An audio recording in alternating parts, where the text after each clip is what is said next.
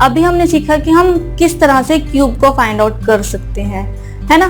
तो अब हम सीखेंगे कि हम क्यूब रूट को कैसे फाइंड आउट करेंगे। हम स्क्वायर रूट को फाइंड आउट करना भी सीख चुके हैं, है ना। यदि हम स्क्वायर रूट को फाइंड आउट कर सकते हैं तो हम आसानी से क्यूब रूट को भी फाइंड आउट कर सकते हैं, क्योंकि स्क्वायर रूट को फाइंड आउट करने के लिए हमारे पास 3 स्टेप थे।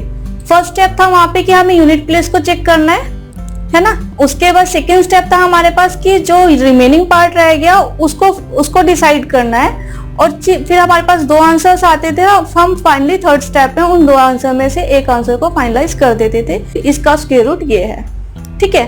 तो स्क्वायर रूट को फाइंड आउट करने के लिए हमारे पास 3 स्टेप थे, लेकिन जो क्यूब रूट है उसको फाइंड आउट करने के लिए हमारे पास सिर्फ 2 स्टेप्स है। लेकिन जो 2 स्टेप के लिए मेथड अप्लाई होगा उसको बताने से पहले मैं आपको ये बता दूं, जो मेथड हम लोग अप्लाई करेंगे वो केवल परफेक्ट क्यूब पर ही अप्लाई होगा, क्योंकि जो हमने पढ़ा था कि जब स्क्वायर रूट हम लोगों ने फाइंड आउट किए थे तो जितने भी स्क्वायर्स के नंबर्स थे हमारे पास वो उन्हीं नंबर पे एप्लीकेबल थे जो परफेक्ट स्क्वायर्स थे, है ना। तो सिमिलरली हमारे पास जो परफेक्ट क्यूब रहेगा उसी पर ही ये मेथड अप्लाई होगा। वैसे भी बैंक्स एग्जाम में मोस्टली जो भी नंबर्स हमारे पास आते हैं वो हम एज्यूम करके चलते हैं कि वो परफेक्ट क्यूब है, ठीक है। अगर कोई नंबर आपके पास अप्रोक्सीमेशन का आता है तो वो परफेक्ट क्यूब हो भी सकता है और नहीं भी हो सकता।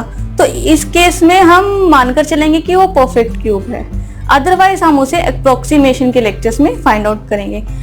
बैंक्स के एग्जाम में सिंप्लीफिकेशन के जितने भी क्वेश्चन क्यूब से रिलेटेड होते हैं वो परफेक्ट क्यूब के ही होते हैं। तो आइए देख लेते हैं कि हम किस तरह से 2 सेकेंड्स में हम क्यूब्स को फाइंड आउट कर सकते हैं। यहाँ हमें नंबर दे रखा है और क्यूब रूट दे रखा है। अगर नंबर एंड विद 1 है तो उसका क्यूब 1 रहेगा, अगर एंड विद 2 है तो उसका क्यूब रूट 8 होगा, 3 है तो उसका क्यूब रूट 7 होगा, 4 है तो 4 होगा, 5 है तो 5 होगा, 6 से एंड हो रहा है तो 6 होगा, 7 से एंड हो रहा है तो 3 होगा, 8 से एंड हो रहा है तो 2 होगा, और अगर 9 से एंड हो रहा है तो उसका क्यूब रूट 9 होगा। तो आप इस पैटर्न को बहुत अच्छे से समझ चुके हैं कि अगर जो नंबर एंड हो रहा है 1 2 3 4 5 6 7 8 9 से उनका क्यूब रूट क्या रहने वाला है ना। तो आपको ये पैटर्न भी याद हो गया होगा, तो आपके लिए इजी है कि आप किसी भी नंबर का क्यूब रूट इजीली निकाल लोगे। हमने ऐसा पैटर्न स्क्वायर रूट में भी फॉलो किया था, है ना। वहां पे पॉसिबिलिटी थी कि अगर नंबर एंड विद 1 है तो उसका स्क्वायर रूट 1 भी हो सकता है और 9 भी हो सकता है ना। वहाँ 2 पॉसिबिलिटीज थी, तो यहाँ पर 1 पॉसिबिलिटी है, तो 1 स्टेप तो यहीं से खत्म हो गया, क्योंकि 2 पॉसिबिलिटी में हमारे लिए ये जानना जरूरी हो जाता है कि जो 1 नंबर है वो फाइनल आंसर है या जो सेकंड नंबर है वो फाइनल आंसर है। तो 1 स्टेप तो यहीं से डिडक्ट हो गया, खत्म हो गया। तो इसलिए हम लोगों को 2 स्टेप ही रह गए हमारे पास जो हम फाइंड आउट करेंगे क्यूब रूट के केस में। तो आइए सीख लेते हैं कि हम किसी भी नंबर का क्यूब रूट कैसे फाइंड आउट कर सकते हैं। यहाँ पर एक नंबर है हमारे पास 571787। यहाँ पर हमारे पास एक नंबर है 571787। इसका हमने क्यूब रूट फाइंड आउट करना है।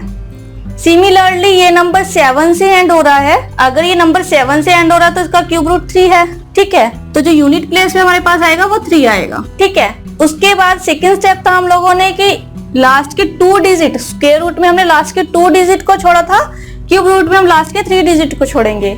अब सेकेंड स्टेप में नेक्स्ट था कि जो आपके पास रिमेनिंग पार्ट है नंबर का, आप उससे लेस देन जो भी परफेक्ट क्यूब रहेगा आप उसको यहाँ पर लिखोगे। तो अगर आप 571 से कम लेस देन परफेक्ट क्यूब देखो तो वो है 512, और 512 किसका क्यूब होता है? 8 का, ठीक है। तो हमारे पास यहाँ पर एक आंसर है, तो इसलिए इसको फाइंड आउट करना इजी है। ये हमारे पास फाइनल आंसर है। हमने कुछ भी पेपर पे बिना लिखे सिर्फ 2 स्टेप्स को अगर आप फॉलो कर लेते हो ना स्टेप को, तो आपके लिए बड़ा इजी हो जाता है कि आप कैसे क्यूब्स को फाइंड आउट करोगे। तो बिना कुछ भी लिखे कुछ सेकंड्स में मैंने इस नंबर का क्यूब रूट फाइंड आउट कर दिया। सेकंड मैं यहाँ पर ले रही हूँ 148877।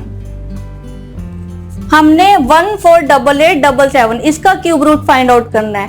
तो 148877, तो फर्स्ट स्टेप फिर से वही कि अगर नंबर एंड विद 7 है तो उसका जो क्यूब रूट रहेगा वो 3 रहेगा, ठीक है। लास्ट के 3 डिजिट मैंने छोड़ दिए, और 148 इससे जो कम लेस देन जो क्यूब रूट है परफेक्ट क्यूब रूट वो 5 का है 125, तो मैं यहाँ पर 5, this is the final answer. ठीक है, तो 148877 का परफेक्ट क्यूब हमारे पास है 53। नेक्स्ट मैं यहाँ पर एक एग्जांपल और ले रही हूँ 85184, इसका हमने क्यूब रूट फाइंड आउट करना है। 85184, अब 4 से एंड हो रहा है तो इसका क्यूब रूट 4 होगा, जो यूनिट प्लेस पे आएगा। लास्ट से डिजिट मैं छोड़ रही हूँ, यहाँ पे लीव कर रही हूँ। 85 से कम जो क्यूब रूट होगा 4, 64, 4 का जो परफेक्ट क्यूब होगा 64, तो ये 4 का क्यूब है। 44 परफेक्ट क्यूब है 85184 का। तो आपने देखा कि कुछ सेकंड्स में ही आप, अगर ये पैटर्न आपके दिमाग में आ जाता है, स्टेप्स आप फॉलो कर लेते हो, तो बड़े ही आसानी से आप इन क्यूब रूट्स को फाइंड आउट कर सकते हो। मैं एक एग्जांपल और ले लेती हूँ यहाँ पे 46656, इसका क्यूब रूट हमने फाइंड आउट करना है। 6 है तो 6 नंबर्स एंड विद 6 है तो 6 इसका क्यूब यूनिट प्लेस पे आएगा। मैं 3 डिजिट छोड़ रही हूँ। 46 से जो कम परफेक्ट क्यूब है वो है 27, है ना, तो 27 किसका क्यूब है 3 का, तो 36 इसका परफेक्ट क्यूब है। तो आप भी इन मेथड्स को, इन स्टेप्स को फॉलो कर लीजिए और कुछ सेकंड्स में क्वेश्चन के आंसर्स को फाइंड आउट कर लीजिए। तो आपने देखा कि आप कितने आसानी से क्यूब रूट्स को, स्क्वायर रूट्स को, क्यूब्स को, स्क्वायर्स को, मल्टीप्लिकेशन, डिवीजन, एडिशन, सब्ट्रैक्शन कितनी आसानी से कर सकते हैं, है ना, कुछ स्टेप्स को फॉलो करके। लेकिन आप ये ध्यान रखिए कि जो भी नंबर है हमारे पास, अगर हमें इसका स्क्वायर रूट और क्यूब रूट फाइंड आउट करना है तो वो परफेक्ट क्यूब और परफेक्ट स्क्वायर पे ही एप्लीकेबल होंगे।